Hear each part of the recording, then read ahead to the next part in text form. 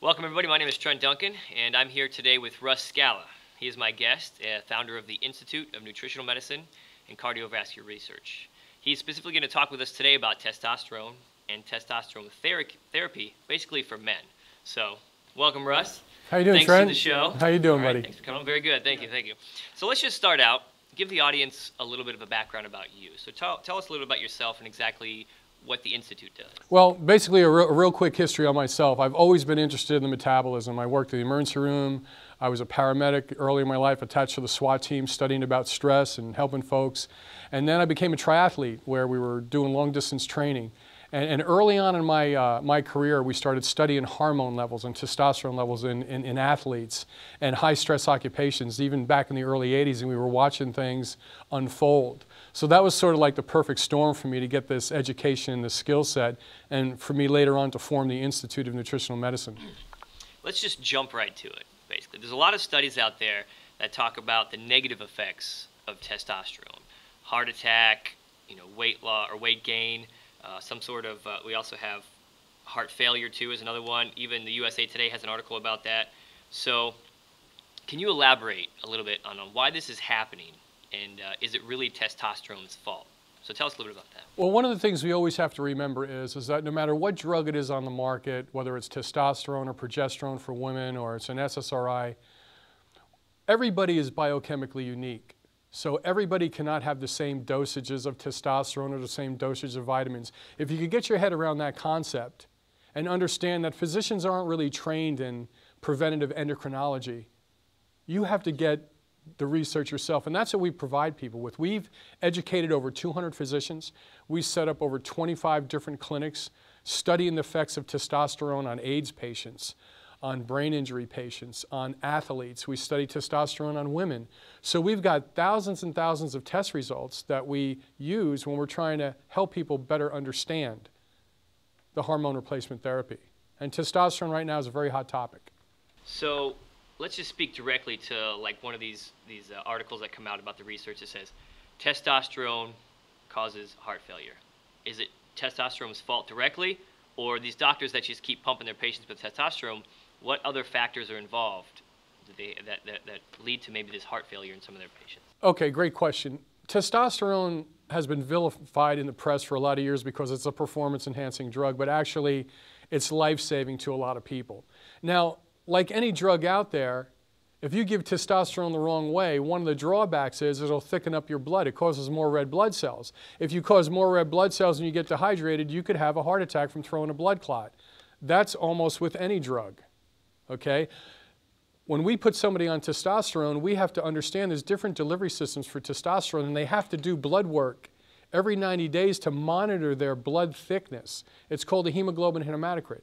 Now, a lot of guys are just rubbing testosterone or injecting it on the internet. Those are the people that are having heart attacks. Those are the people that are dying.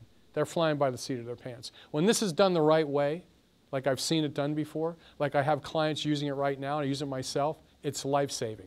You mentioned blood clots in the delivery system that you use. Can you elaborate a little bit on that? How this works? Yeah, there's different delivery systems for testosterone, as an example. We use creams that we rub on the skin once a day.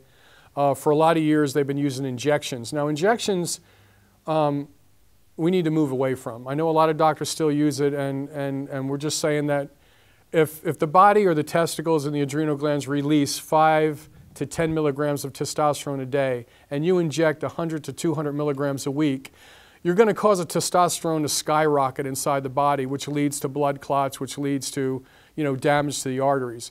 If you use a cream, and the cream is given once a day, then we'll mimic more of the physiological response in the body.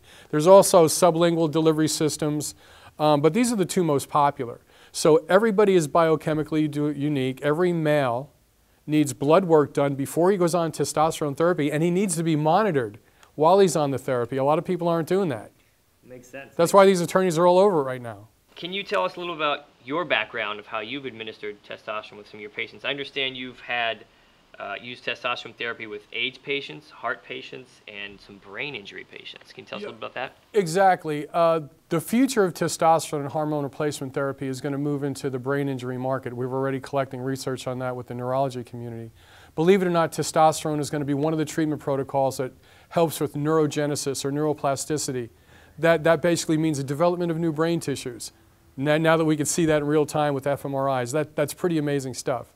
Heart patients, the right amount of testosterone causes the arteries that surround the heart to release a gas called nitrous oxide, keeps arteries dilated. So patients that have a heart attack or have a stent or have bypass, we have patients right now that have quadruple bypasses that are on testosterone therapy, and we're keeping their arteries open. Now, a lot of cardiologists I sit down to and talk to about this, they don't believe that it's possible, but truly is possible, and we're doing it in real time right now. And that's what's exciting about some of these treatment protocols. Very cool, yeah. If you're saving lives, that's all that matters, right? Yeah.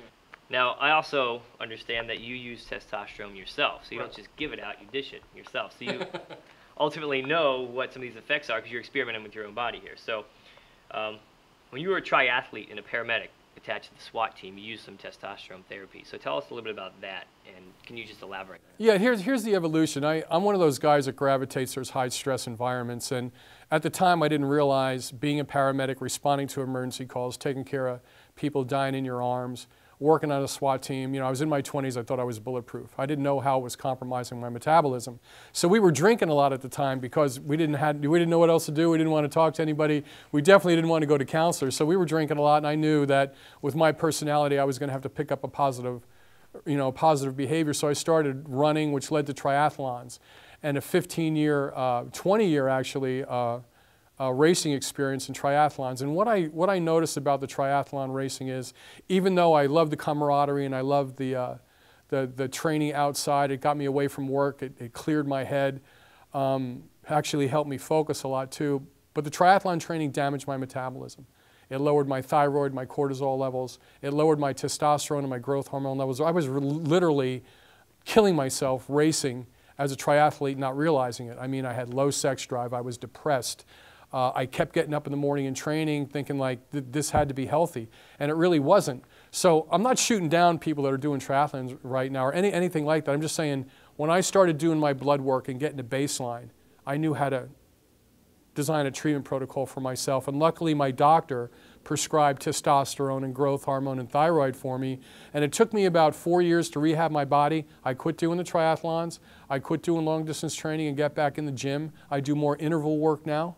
I'm just trying to treat my body, just be smart about the training now, where before I just thought that fast race times meant I was healthier, and it really wasn't.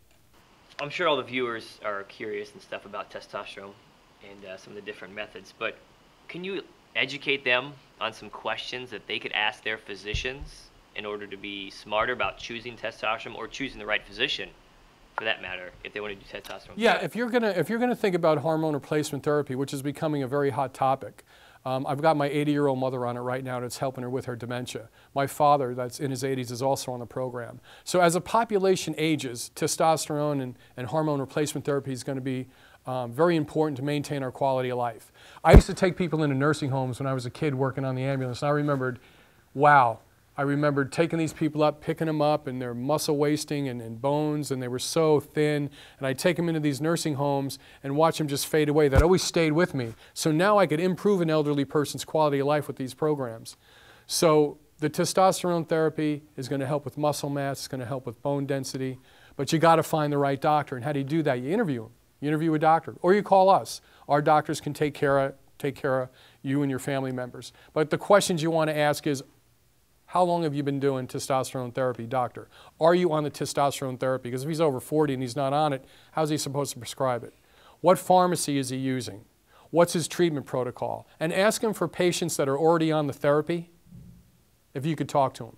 What was the name of that blood test, too? Obviously, you want to get a baseline blood panel of CBC. You also want to measure hemoglobin, hematocrit, to see how thick your blood is, because the testosterone will cause you to produce more red blood cells. This is why all the Tour de France guys love testosterone, because they're in the mountains, they're carrying more oxygenated blood to the muscle, right? Well, it also helps the elderly person carry oxygenated blood to the muscle. It keeps them healthy. So this stuff has been vilified in the press, but it saves our elderly folks. So we've got to be able to ask the tough questions and get educated about it. Let's wrap up a little bit by talking about the future of testosterone. Okay, I know you mentioned earlier before about performance or longevity.